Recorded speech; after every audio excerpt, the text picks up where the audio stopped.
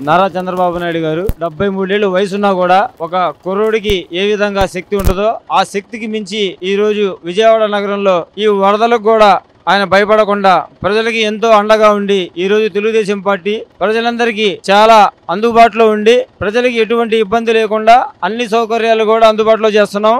వర్షం దీనికి మించి వచ్చినా కూడా పిడుగుడు పడినా ఏం వచ్చినా కూడా ఎప్పుడు ప్రజలకు తెలుగుదేశం పార్టీ ఎటువంటి పరిస్థితుల్లో ఉన్నా కూడా నిత్యం ప్రజల్లో ఉండి పనిచేసే విధానం మాకు తెలుగుదేశం పార్టీ నేర్పించింది. అలాగే నారా చంద్రబాబు నాయుడు గారు మాకు ఇచ్చిన ఆదేశాల మేరకు మరియు మన స్థానిక ఎమ్మెల్యే మా అన్న బోండా ఉమామేశ్వర గారు ఇచ్చిన ఆదేశాల మేరకు ప్రతినిత్యం మేము ప్రజల్లో ఉండి వాళ్ళకి ఎటువంటి ఇబ్బందులు లేకుండా అన్ని అందుబాటులో ఉండి మేము మా 59వ డివిజన్ గాని వరదల్లో ఉన్న ప్రతి ఒక్క ప్రజలందరికీ కూడా అన్ని సౌకర్యాలు ఏవి తక్కువ కాకుండా అన్ని వాళ్ళకి అందుబాటులో ఉండే విధంగా పనిచేయడం మేము చేస్తున్నాము.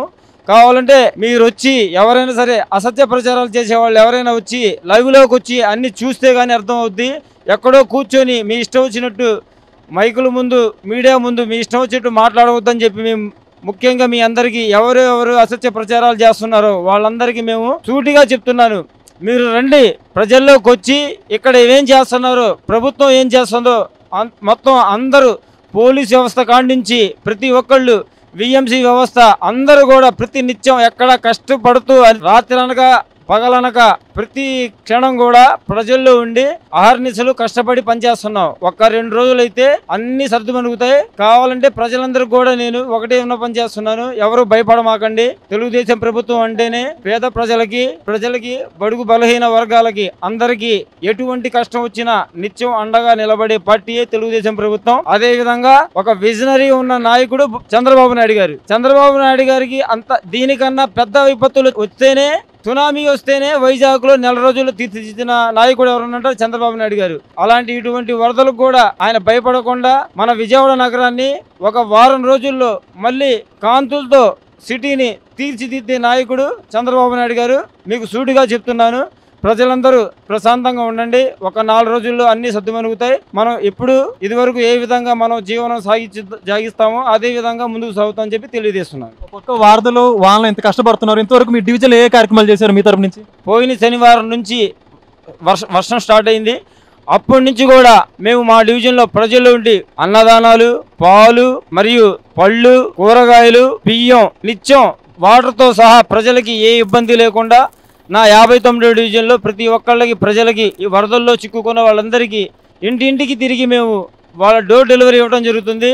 ఇది నేను చెప్పేది అసత్యం కాదు. కావాలంటే ఎవరైనా సరే నా డివిజన్లోకి వచ్చి ఏ ఇంట్లోనైనా సరే మీరు తలుపు తట్టి ప్రజలను అడగండి. అనునిత్యం ప్రజలకి అందుబాటులో ఉండి మా బోండా ఉమామేశ్వరరావు గారు చెప్పిన ఆదేశాల మేరకు మేము నిత్యం ప్రజల్లో ఉండి పనిచేయడం జరుగుతున్నది. 50 సంవత్సరాలు వచ్చిన తర్వాత ఇలాంటి ఉప్పెన ఇలాంటి తుఫాన్లు ఎప్పుడు నా జీవితంలో నేను ఉండేది అజితంగా 23వ బ్లాక్లో. అయితే మన స్థానికంగా మన ఒలి గారు వాళ్ళ సతీమణి గారు ఎంతో తడిసి ముద్దయితూ రాత్రి పగళ్ళు ఈ ప్రజలకు స్థానిక ప్రజలకు అండగా ఉండి తమ శ్రమను జోరు వర్షంలో తమన మన అని భేదం లేకుండా 6 నిమిషాలు కష్టపడుతూ ఇంటింటికి తిరిగి ఈ ఒలి గారు ఆవిడ ఎంత శ్రద్ధతో వారి కార్యకర్తలను మున్సిపాలిటీ సిబ్బందిని ఎంట పెట్టుకొని తమ శ్రమించి చంద్రబాబు గారి నాయకత్వం ఇంకా వర్ధిల్లాలని పార్టీలకు అతీతంగా చూడకుండా తమనామానాన్ని భేదం లేకుండా శ్రమిస్తూ వాళ్ళ శ్రమకు ఆ భగవంతుడు ఇంకా ఆయురాగ్యులతో ఉండాలని ప్రార్థించుతున్నాను. చంద్రబాబు గారు వయసు మల్లిని కూడా యువకుల్లాగా చేస్తున్నాడని చెప్పి నేను చాలా అభినందిస్తున్నాను. సార్ చెప్పండి, మీకు అన్ని అందుతున్నాయి కూటమి ప్రభుత్వం నుంచి ఒక వరద విపత్తు సమయంలో? ప్రభుత్వం వరకు హ్యాపీగా ఉంది సార్, చాలా పీస్ఫుల్ బాగా వర్క్ చేస్తుంది, చాలా బాగుంది, ఇట్స్ వెరీ గుడ్, చాలా బాగుంది. వీళ్ళ ద్వారా కాస్త మాకు మేలు జరుగుతుంది. ఇంకొంచెం బెటర్ దానికి ఏంటంటే మిగతా వాళ్ళు కూడా పాస్ అయితే ఇంకా బాగుంటుంది అని చెప్పాను. అంతే తిరగదంటే వాళ్ళకి రావాల్సింది కొన్ని పాపం లోన్ ఉంటున్నారు కదా, ట్రాక్టర్స్ వెళ్ళవు కదా లోన్కి, వెహికల్స్ అట్టు ఉన్నాయి, వాళ్ళ వల్ల వాళ్ళు ఇబ్బంది పడుతున్నారు.